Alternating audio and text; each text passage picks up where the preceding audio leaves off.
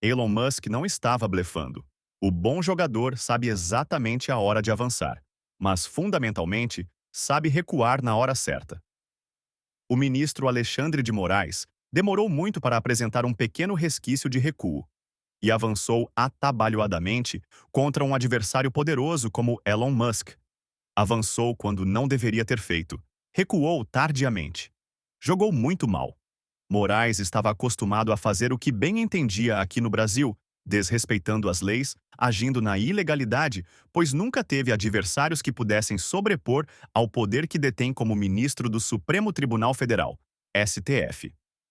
Principalmente recebendo o total apoio de quase todos os demais ministros da corte, seus cúmplices. Porém, o avanço sobre Elon Musk pode ter sido o seu erro crucial. Uma reportagem da revista Veja dá um pequeno indício do que ora está ocorrendo nos Estados Unidos. Interlocutores da área diplomática do governo Lula identificaram recentemente riscos, devidamente informados ao Supremo, ao ministro Alexandre de Moraes, em caso de viagem aos Estados Unidos.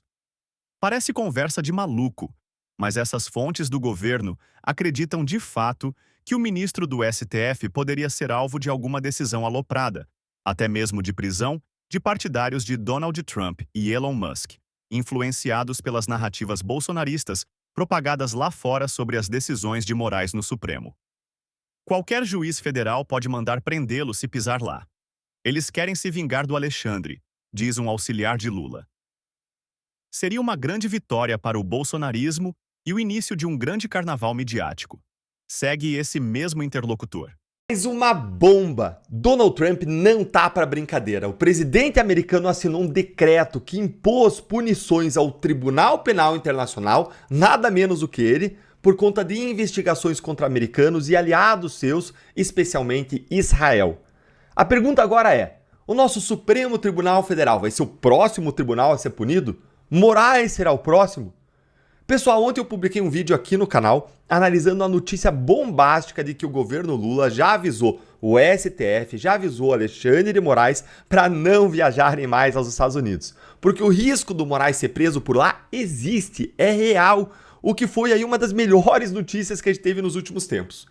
Eu vou deixar esse vídeo para você na tela no final e também na descrição para você conferir depois, mas além dessa possibilidade de prisão de Moraes, agora bastante concreta, o Donald Trump ele pode punir o ministro por seus abusos de várias outras formas, e o Trump já começou a usar essas outras formas contra um outro tribunal no cenário internacional, um tribunal extremamente poderoso que é o Tribunal Penal Internacional, que eu vou chamar aqui pela abreviação TPI, de Tribunal Penal Internacional.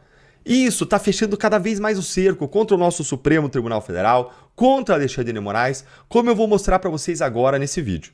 Então fica aqui comigo até o final que eu vou mostrar para você 3 coisas. Primeiro, que punição que foi essa que o Trump impôs ao Tribunal Penal Internacional? 2, como o Moraes pode ser o próximo, o nosso Supremo pode ser o próximo. E 3, lá no final eu vou revelar para vocês como que o poder dos Estados Unidos é tão grande que para atingir seus objetivos eles têm até lei autorizando até mesmo o uso da força para invadir um outro país. Bora então começar querendo comigo a matéria do Poder 360, vamos aí direto ao ponto. Trump impõe sanções contra o Tribunal Penal Internacional. Tá aí. Trump assinou nessa última quinta-feira um decreto que impôs sanções ao Tribunal Penal Internacional, ao TPI, por investigações envolvendo cidadãos norte-americanos e aliados, incluindo Israel. A medida responde a ações recentes do TPI, que emitiu mandados de prisão contra figuras israelenses proeminentes acusadas de crime de guerra. O decreto também estabelece sanções financeiras e restrições de visto contra indivíduos ligados às investigações. Gente, olha só que interessante. O Trump, então, tomou uma decisão gravíssima em relação a um tribunal muito poderoso, que é o TPI. E quais sanções que ele impôs?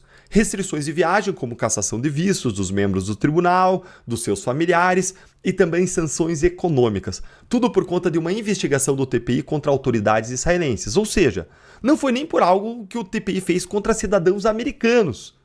E ele fez tudo isso por Israel, um dos aliados mais importantes dos Estados Unidos.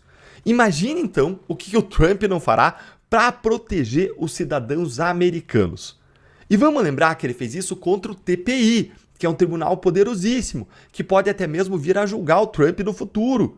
O que não pode fazer então ele com um tribunal qualquer de um país em desenvolvimento como o STF. Veja então que o STF não é tão supremo assim, né? Importante lembrar aqui também que essa decisão do Trump ele vem depois do primeiro-ministro israelense, o Benjamin Netanyahu, ter sido o primeiro líder estrangeiro a visitar o Trump na Casa Branca, depois que o Trump tomou posse. Então, possivelmente, essa decisão aí do Trump ocorreu depois de um pedido de reação feito por Israel. Imagine então que o Trump já não poderia ter feito se o Bolsonaro tivesse sido autorizado a viajar lá para a posse do Trump e ter encontrado o presidente americano. Poderia estar vindo uma reação agora em relação ao Brasil nesse momento. E aí fica a pergunta: agora que lá nos Estados Unidos já se fala concretamente na prisão de Moraes, caso ele viaje para lá, informação essa que chegou aos ouvidos do governo brasileiro a ponto de o governo Lula ter que alertar o Alexandre de Moraes. Será que o ministro brasileiro vai ser o próximo juiz a ser contemplado com esse pacotinho de sanções e punições do Trump? Se você acha que isso pode acontecer, se você está animado com essa possibilidade, então curte o vídeo com força, se inscreve no canal para você receber mais conteúdos nossos e não esquece de ativar o sininho que aparece embaixo das notificações, que ele faz com que você não perca nenhum conteúdo. Você sabia que milhões de dólares estão sendo despejados no Brasil para manipular a nossa política, a nossa cultura e até a nossa fé? Nos Estados Unidos foi revelado um esquema bilionário da USAID que era usado para financiar ditaduras e destruir democracias. E o Brasil está no meio dessa história. A USAID, que supostamente financia o desenvolvimento de países, na verdade, estava investindo bilhões de dólares para enfraquecer governos legítimos e impor suas pautas globalistas. Enquanto o povo americano pagava impostos, o dinheiro ia para manipular países e controlar sociedades. E agora, esse modelo está sendo aplicado aqui no Brasil. O Brasil está sendo usado como um campo de testes para essa mesma agenda. Ataques à família tradicional, perseguição contra cristãos, educação sendo usada como doutrinação política, influência política financiada por gente de fora. Eles querem um Brasil controlado, censurado e sem identidade. Mas por que o Brasil é o principal alvo dessa máquina globalista? A resposta está no próximo vídeo e ela vai te surpreender. Corre lá e assista. Eu só queria dar um spoiler, já que o Piotr deu um spoiler, eu vou dar um spoiler também do que eu vou colocar no meu artigo. É uma postagem bastante interessante, a gente pode dizer assim, podemos dizer assim, do Tribunal Superior Eleitoral, Notícias, Comunicação de 2021. Está bem pequenininho aí na tela, mas eu vou ler para vocês aqui um pedacinho da comunicação do Tribunal Superior Eleitoral.